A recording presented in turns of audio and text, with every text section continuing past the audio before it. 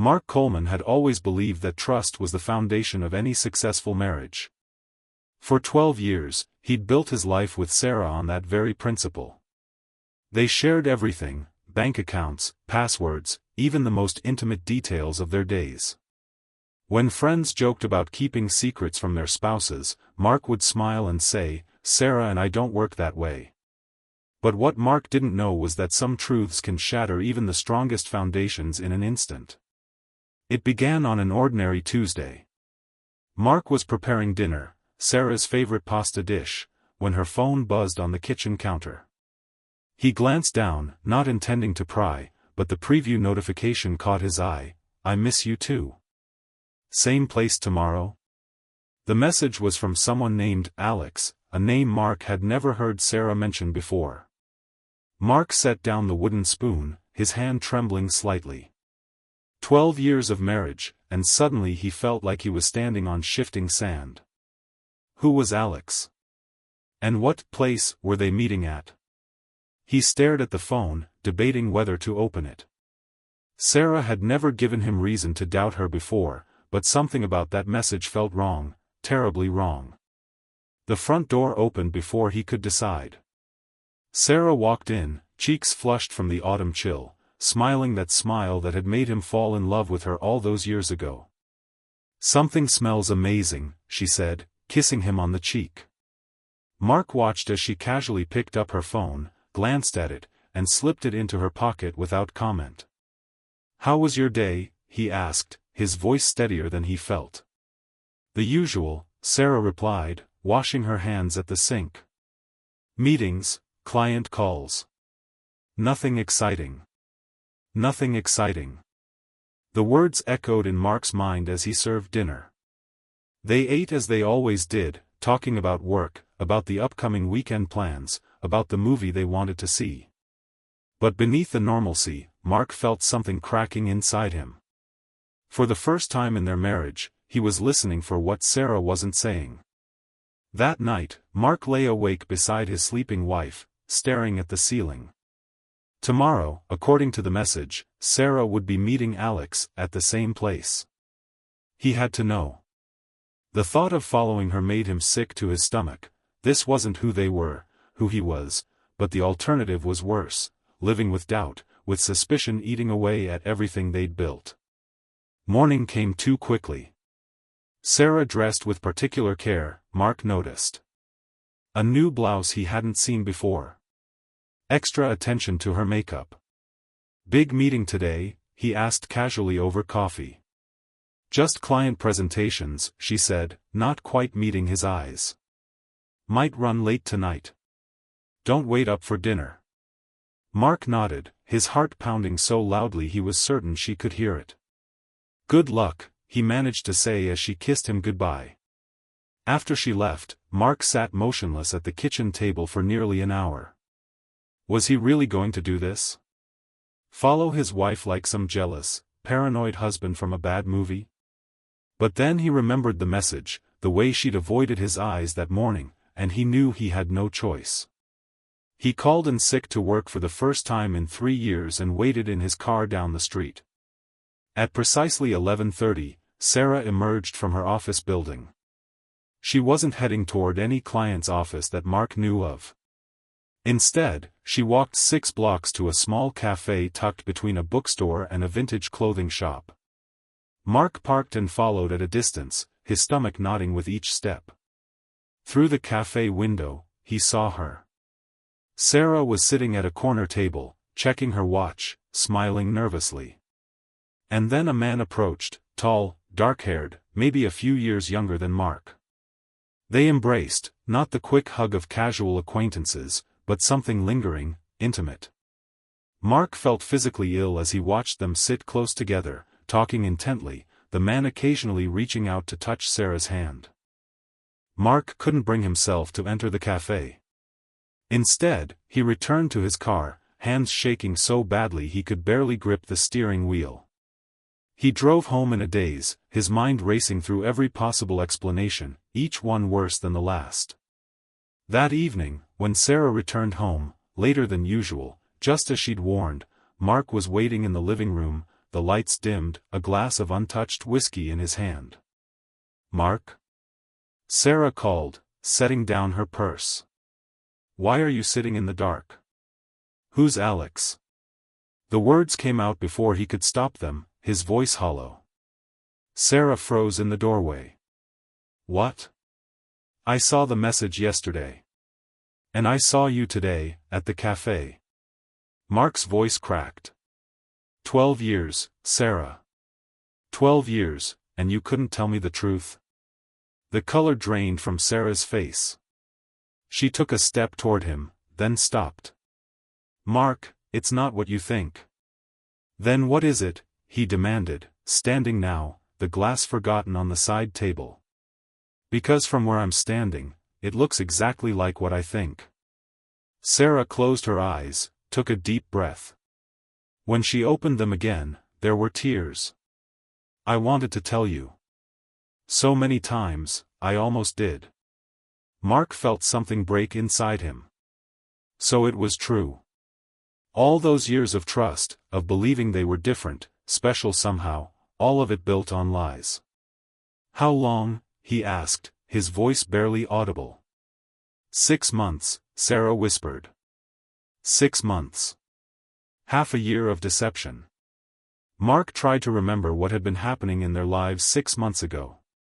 They'd been planning their summer vacation. They'd talked about starting a family soon. All while Sarah was, what?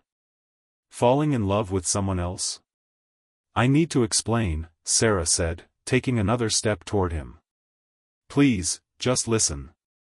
"What's there to explain?" Mark interrupted, anger finally breaking through the shock. "You've been meeting some man behind my back for months. Lying to my face every day. Making me feel crazy for even doubting you for a second." "Alex isn't," Sarah began, but Mark cut her off again. "I don't want to hear his name," he shouted, making Sarah flinch. "I don't want to know anything about him. What I want to know is why. Was it something I did? Something I didn't do? Was I not enough for you?" Sarah was crying openly now.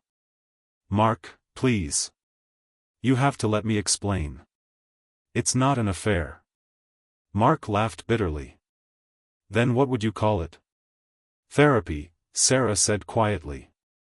The word hung in the air between them. Mark stared at her, uncomprehending. "Alex is Alexandra. Dr. Alexandra Chen. She's a therapist who specializes in trauma and grief counseling." Sarah's voice was steadier now. "I've been seeing her twice a week for 6 months." Mark sank back down onto the couch, trying to process this information. "A therapist? But, why? Why wouldn't you tell me?" Sarah sat beside him, careful to maintain some distance. "Because the reason I started going, it's something I've never told anyone. Not even you. Especially not you." The silence stretched between them, heavy with unspoken words. Finally, Sarah reached for her phone. She pulled up a photo and handed it to Mark. It showed a much younger Sarah, maybe 18 or 19, holding a tiny baby wrapped in a blue blanket. "His name was Ethan," she said softly. "My son. I had him when I was 19, before I met you. He died of SIDS when he was 4 months old." Mark stared at the photo, at the young woman who looked both familiar and like a stranger. "You had a child," he whispered. "All these years, and you never told me?" Sarah wiped away tears. "After it happened, I couldn't. I couldn't talk about him. It hurt too much. My parents helped me through the funeral, and then we all just stopped mentioning him. Like he never existed. I thought I'd dealt with it, moved on." "But you hadn't," Mark said, beginning to understand. Sarah shook her head. "When we started talking about having children, all those feelings came rushing back, the grief, the fear. I started having panic attacks, nightmares. I knew I needed help, but I was so ashamed that I'd kept this from you for so long. How do you tell your husband of 12 years that you had a whole life, a child, he knew nothing about. Mark sat in stunned silence, trying to reconcile the woman he thought he knew with this new reality. All those times Sarah had hesitated when they discussed having children, the way she sometimes grew quiet when they saw friends with babies, it all made a terrible kind of sense now. "The message," he said finally. "About meeting at the same place. We usually meet at her office, but yesterday we met at the cafe because her office is being renovated," Sarah explained. "I've been trying to work up the courage to tell you everything. That's what we were talking about today, how to have this conversation." She laughed sadly. "I guess that plan is moot now." Mark looked down at the photo again, at the tiny face barely visible among the blankets. Ethan. A child who would have been a teenager now. A child Sarah had loved and lost and grieved for alone. "Why didn't you trust me with this?" he asked, his voice breaking.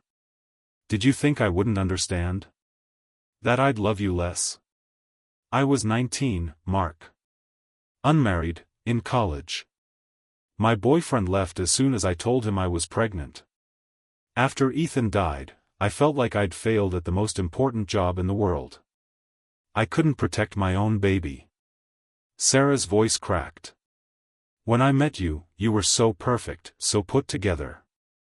I was afraid if you knew how broken I was, you wouldn't want me." Mark set the phone down and finally looked at his wife, really looked at her. Behind the familiar features, he could see the weight she'd been carrying all these years. The secret grief that had shaped her in ways he'd never understood. "I've been so angry at you today," he admitted. "Imagining the worst. But now I'm just sad. Sad that you've been carrying this alone. Sad that you didn't think you could share it with me." "I'm sorry," Sarah whispered. "For not telling you. For making you doubt me today. For everything." Mark reached for her hand, holding it tentatively. "I'm sorry too. Sorry that you lost your son. Sorry that I followed you today instead of just asking you directly. And I'm sorry that I've somehow made you feel like there was any part of you, even the broken parts, that I wouldn't love." They sat in silence, hands clasped, the distance between them both vast and beginning to narrow. There was damage here, Mark knew.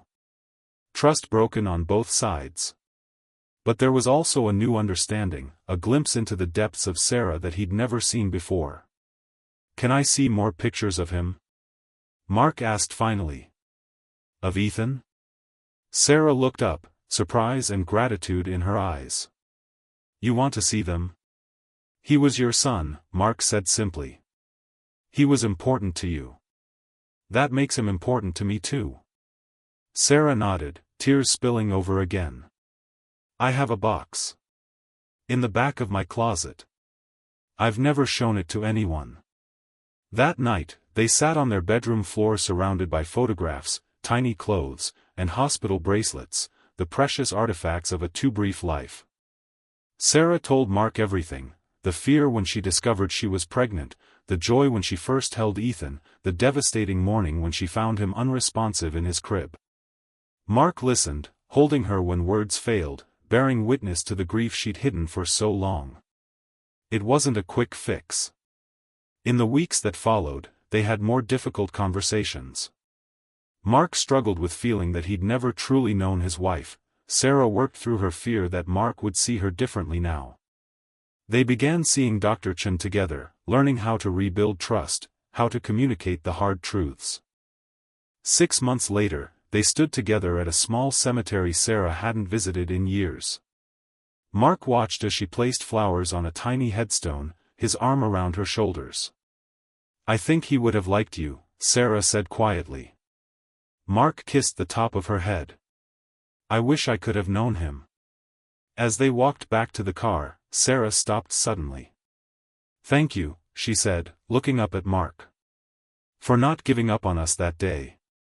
When you saw me with Alex, with Dr. Chen, you could have just assumed the worst and walked away."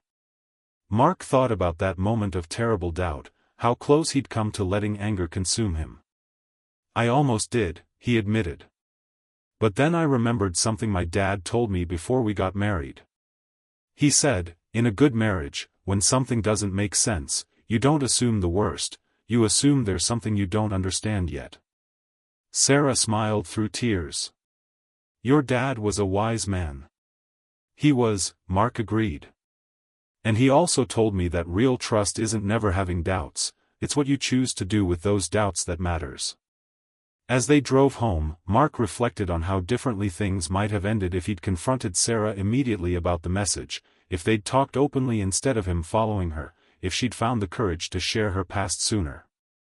One message had nearly ruined everything, but in the end, it had forced them to confront the unspoken truths between them. Their marriage wasn't perfect. It never had been, though he'd believed it was. But now, with everything laid bare, they had the chance to build something stronger, a relationship based not on an illusion of perfection, but on the messy, complicated reality of who they really were. That night, as they lay in bed together, Sarah whispered, "Do you think we could try again? To have a baby?" Mark turned to look at her in the darkness. "Are you sure?" "No," she admitted. "I'm terrified. But I don't want fear to make my decisions anymore. And I think Ethan would want me to be happy."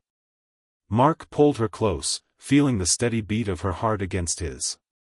"Then we'll be terrified together," he promised. "One day at a time.